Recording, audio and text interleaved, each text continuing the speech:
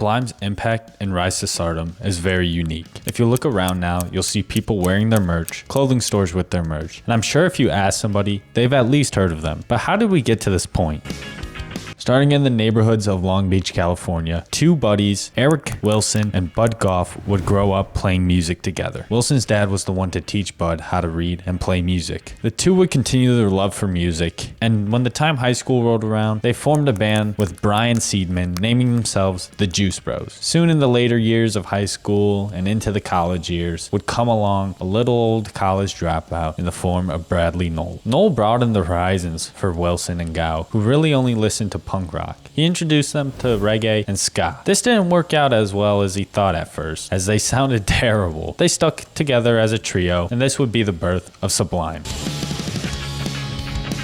Soon they would gain a reputation for their antics on stage, and this would lead them to having struggles finding gigs. So they created their own label called Skunk Records, which helped them get into more gigs, as it seemed as they were more sophisticated being signed to a label, although it was their own. This would be the deal for the next few years, picking up gigs for backyard parties, college parties, and small clubs throughout the Southern California area. Gaugh said it wasn't all glamour though, as they would play in some rough areas, and gang members would come to the shows and disrupt them sometimes. Around February 1990, Bradley would rescue a Dalmatian and named him Louie after his late grandfather, whereas he went by Lou Dog. Lou Dog became the unofficial mascot of the band, joining them on stage while performing and being the front man of the band almost. Lou Dog played a big role in the Sublime that we know now. After becoming the biggest band in the local area, to record some demos on their homemade label Skunk Records. The band sold the releases at gigs and local record stores. The best known of these, called Gaugh Won't Pay the Bills, which include tracks that would appear on later releases. By 91, the band established their unique blend of ska, punk, reggae, and hip-hop, and were playing to bigger crowds. The band wanted to tour nationally, but prior to that, Gaugh quit the band to check in to rehab, so Kelly Vargas filled the vacant role for the drummer, and with everyone in their respective positions, they got back to work, and this would eventually lead to the release of their first studio album, 40 Ounces to Freedom. And they would do the same thing, selling these out of their trunks and at local record shops. It eventually took off and gained some notoriety around the Southern California area. The album actually attracted so much attention of the local alternative rock powerhouse station, K-Rock, and they started featuring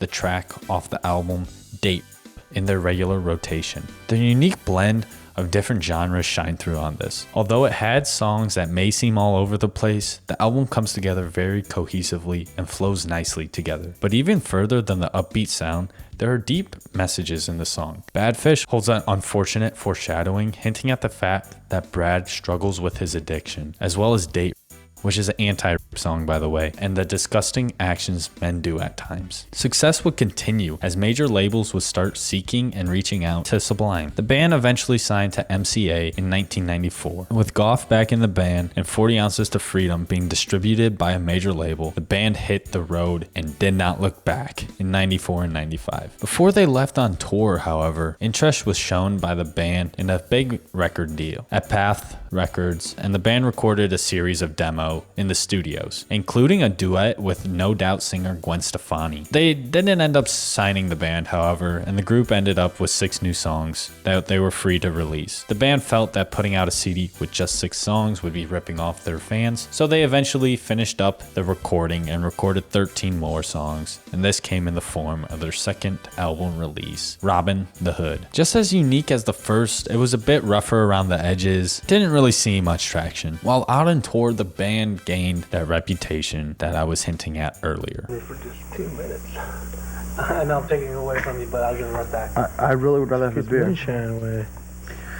You know, that's the hard shit. I don't take my hard shit ever again, alright? You promise that? I promise. Then me and you can work together indefinitely. Okay, man. Just don't take my fucking booze.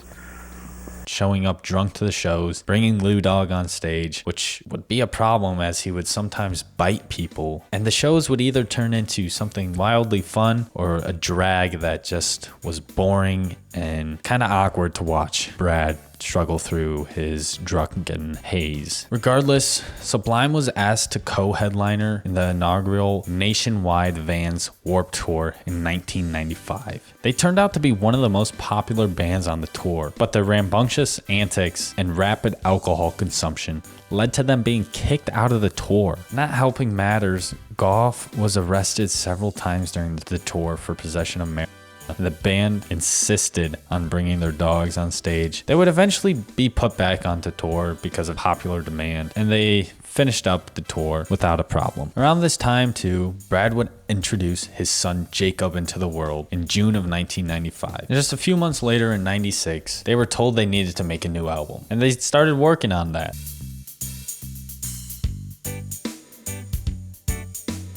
Drugs and alcohol have always been prevalent with Brad, but somewhere in the timeline he developed a harsh heroin addiction that got out of control. He tried to clean himself up on multiple occasions and quit his addictions for the sake of his family, but he was unable to stick to it. The new album was recorded in both Texas and in Los Angeles, and the producers had complaints with the band as they would be drunk all the time and ruin quite a bit of equipment in the recording studios. Somehow they got it done though, and when Sublime got back to California, they played a series of shows to preview their new material to their fans. While back in California, Nowell and Decker married each other on May 18th, 1996. Just 7 days after he and Decker got married and 11 months after his son Jacob was born, Brad's problems caught up to him. Nowell called Decker early in the morning from his hotel room in San Francisco. Decker sensed Nowell was using heroin.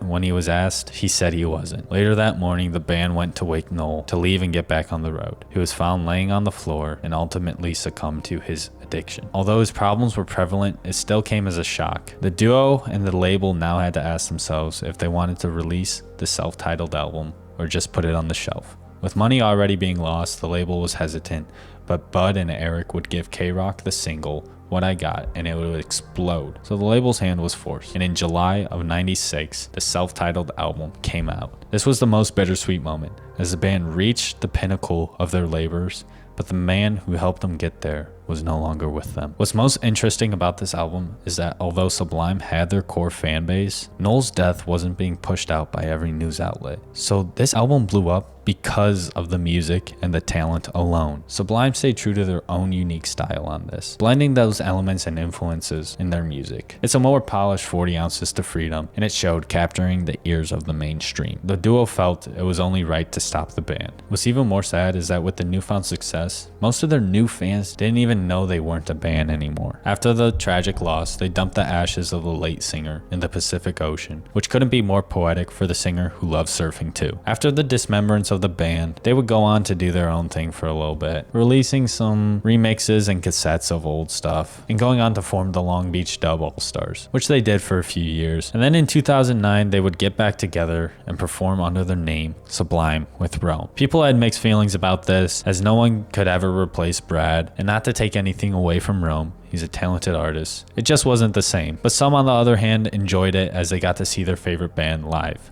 Bud was in the same boat, as he didn't feel it was proper to use the name of Sublime without Brad being there. And he ultimately left the band. Merry Christmas to you all with Sublime on top. And I feel it's only morally right to let you guys know that this is going to be my last show with Sublime with Rome. So, excuse me? What's happening? What are you talking about? well, I'm taking a break. And just another few years later, they would reunite as the official Sublime, with Bradley's son Jacob becoming the singer of the band. This is a full circle moment and the best thing to come out of this heart-wrenching situation. To see him filling his father's role and doing it well is great to see, and it puts a smile on your face. Even though Sublime broke up just as soon as they became popular, the legacy of the band was bigger than it could ever imagine. You can only imagine how proud Brad is for his son and his two old pals. Sublime will forever be cemented in culture, not because of the tragic death of Brad, but because their music had an impact on people and made a difference.